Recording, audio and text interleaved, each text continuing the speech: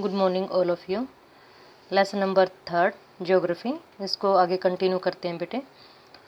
हमने कल रीड किया था अर्थक्वेक एंड वोल्केनोज के बारे में कि अर्थक्वेक क्या है, कंपन जैसे वाइब्रेशन जो अर्थ के धरातल पर होती है उसी को हम क्या कहते हैं, अर्थक्वेक। तो इसको आगे रीड करते हैं।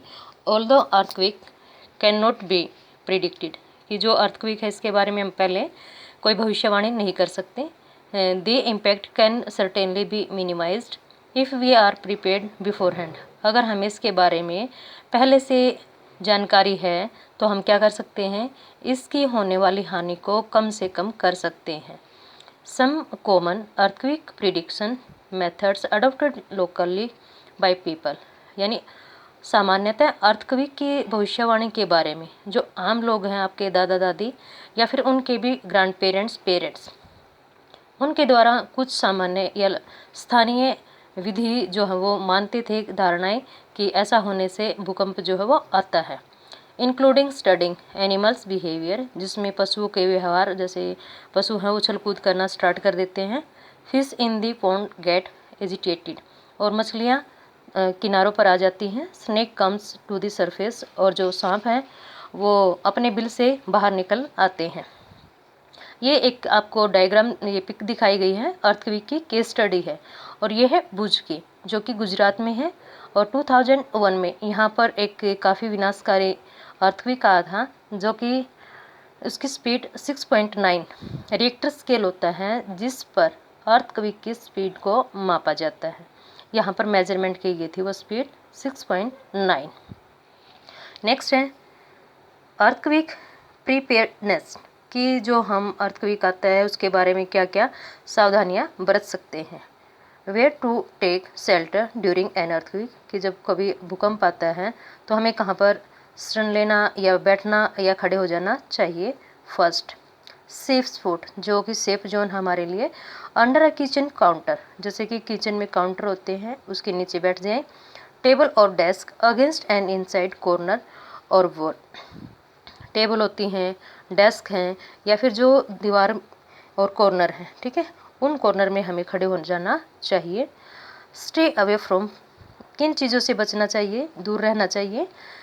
फायर प्लेसेस, जहाँ पर आग की संभावना हो सकती है। एरियाज अराउंड चिमनीज, जैसे कि गैस होती है, गैस के ऊपर हम क्या लगाते हैं, चिमनी लगा लेते हैं, उनसे दूर।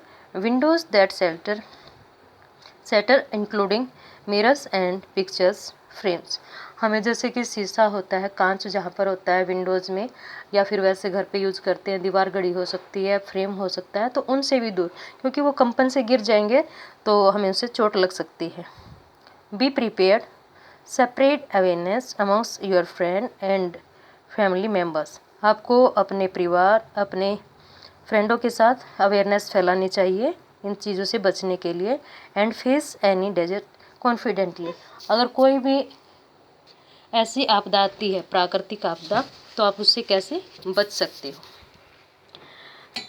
मेजर लैंडफॉर्म्स, अब हम रीड करेंगे कि जो अर्थ है उसकी मुख्य स्थल आकृतियाँ।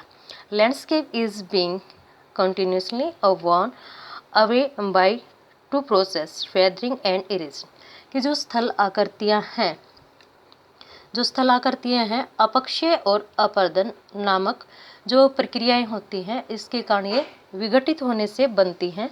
वेदरिंग एंड इरेजन, जिसको कहा जाता है अपक्षय और अपर्दन। Weathering is the breaking up of the rocks on the surface, जो वेदरिंग है, पृथ्वी की सतह पर जो सैले हैं यानी चट्टाने हैं, उनके टूटने की प्रक्रिया को कहा जाता है। इरेजन is the wearing away from the of the landscape by different agent like water, wind and ice। भूमि कटाव क्या होता है, जो वायु से, जल से आदि पदार्थों को एक स्थान से दूसरे स्थान पर ले जाता है बहाव अपने साथ। जैसे कि तेज़ बारिश आ जाए, बाढ़ जिसको हम कहते हैं, तो भूमि का कटाव हो जाता है, मिट्टी उसके साथ बहा जाती है, ठीक है। नेक्स्ट है the eroded material is carried away by और transported by water, wind etcetera, जो इसके साथ जैसे कंकर मिट्टी होती है ये इसके साथ बहा के पानी के बहाव में, या अगर वो सैंड डून है, ठीक है, बालू रेत है, तो वो हवा के साथ भी उड़ सकता है। एंड इवेंचुअली डिपॉजिट, और कहीं जाके वो क्या हो जाता है, जमाव, जिसको निक्षेपण कहा जाता है। This process of erosion and deposition create different landform on the surface of the earth. और ये भूमि कटाव की और जमाव यानी निक्षेपण की जो प्रक्रिया होती है, ये अर्थ के सतह पर अलग अलग लैंडफॉर्म स्थलाकृतियों का निर्माण करती है। नेक्स्ट है वर्क ऑफ ए रिवर, जो नदी है कैसे निकलती है, कैसे वो बहा के जाती है, इसके बारे में हम रीड करेंगे। The running water in the reverse eroded the landscape, जो नदी का बहता हुआ पानी होता है, तो नदी के जल से दृश्य भूमि का अपरदन होता है। कि नदी कहाँ से निकलती है, मोस्टली ग्लेशियर से, माउंटेन से। When the river tumbles at steep angle over very hard rock or down a steep valley side, it form a waterfall. जब नदी किसी खड़े ढाल वाले स्थान से अत्यधिक कठोर सैल या खड़े ढाल वाली घाटी में गिरती है, तो उसको हम क्या कहते हैं, वाटरफॉल यानी जलप्रपात कहा जाता है। इट मीन्स जैसे कि पहाड़ी एरिया है, वहाँ से कोई नदी निकल रही है, तो ऊपर से जो पानी गिरता है उसको वाटरफॉल कहा जाता है, जो कि पिक में भी दिखाया आपको। नेक्स्ट है as the river enters the plain, जैसे नदी मैदानी क्षेत्रों में आती है, it twist and turns formation large bend known as meanders. जब नदी बहाकर मैदानी क्षेत्रों में प्रवेश करती है तो वह मोड़दार मार्ग पर बहने लगती है। मतलब जैसे आपको पिक में दिखाया गया ये डायग्राम, इसमें क्या है, टेढ़ी मेढ़ी है, स्ट्रेट नहीं होती नदी कभी भी, और इसको हम मीएंडर्स कहते हैं।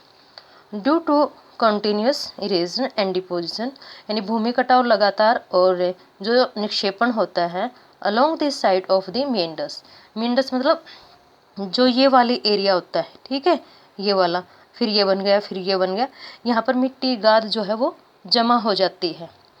The end of the meanders loop come closer and closer, जो मीएंडर्स होते हैं वो क्या होते हैं, विसर्प कहते हैं इसको हिंदी में।